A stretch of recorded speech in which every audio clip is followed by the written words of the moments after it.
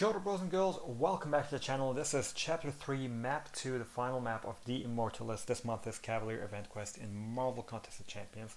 It's a mutant heavy map, so we've brought in Prof X, Magneto, Havoc, along with Doctor Doom and Tigra for the boss, who of course is going to be Sersi. But actually she's probably going to be a lot easier than Icarus in my view anyway. So what I'll do is I'll go ahead, I'm going to clear the lane, and then we'll meet back up at the boss and take on Cavalier Sersi. Okay, so back at the boss, we used Prof X and a little bit of Havoc to clear that lane. Didn't even have to touch Magneto really. So we're up against the boss, and the final boss is Sersi. And Sersi is cosmic. She's a hero.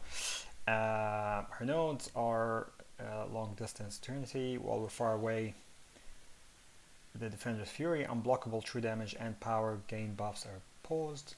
Every 15 seconds, whoever has the least amount of power is fate sealed. Ionized armor, kinetic transference, and rise to power. Every time she gets knocked down, she gains power. And what else? So she's got glancing, which gets regen. Gains power buff every time she gains a fury or glances.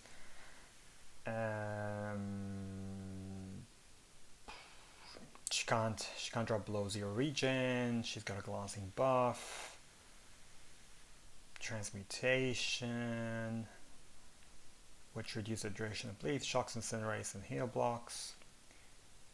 A whole bunch of stuff. She's a little bit complex actually. Special attacks when she's far away, she gets an unblockable buff. Getting attack rating.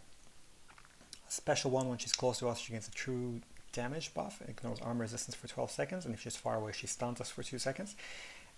Special 2 when she's close, she gets a fury buff, increasing attack rating and transmutation buffs, and far from opponent, she regens 5%. And the special 3 does incinerate, and a whole bunch of incinerate for each mutation buff. Now I could use Doctor Doom, but I'm going to do something a little bit tricky, and I'm going to try to use Tigra because I can basically kind of shut down a whole bunch of these buffs. So yeah.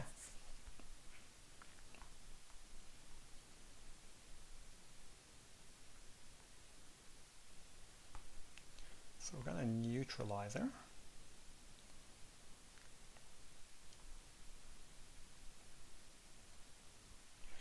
And actually, can't remember why I wanted to use Tigra now.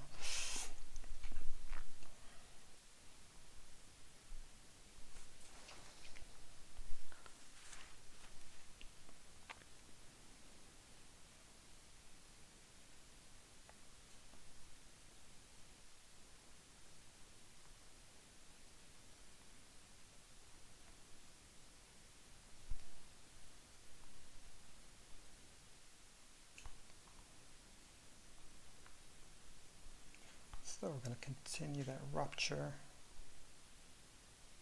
We can just totally evade that.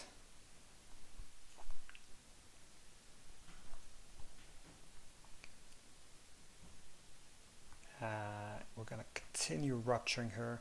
It's a little bit tricky. And also, Tigra has the ability to pretty much block, not block, but evade projectiles. So we're going to wait until she throws the SP2. We are going to completely evade it, and then we're just going to throw the SP2. As you can see, we're just absolutely tearing this girl to shreds. So sorry it took a little bit to kind of focus and concentrate on the first little bit, but Tigra is just absolutely phenomenal. So there's kind of a few points to her.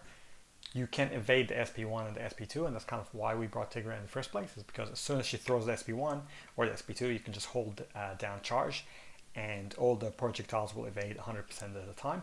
The second thing is because of the rupture, she gains so many buffs that rupture will just continue neutralizing and doing a ton of damage. And as you can see, we're not doing a heck of a lot of damage in crits, but man, there's a lot of red lines going through. So we could have used Doom, we could have used somebody else, but Tigra just makes this so fun. So yeah, hopefully you guys enjoyed this. If you did, I hope you like, subscribe, or leave a comment below. And as always, I'll see you in the next one. Kakitiano, bros and girls. Thanks for your support.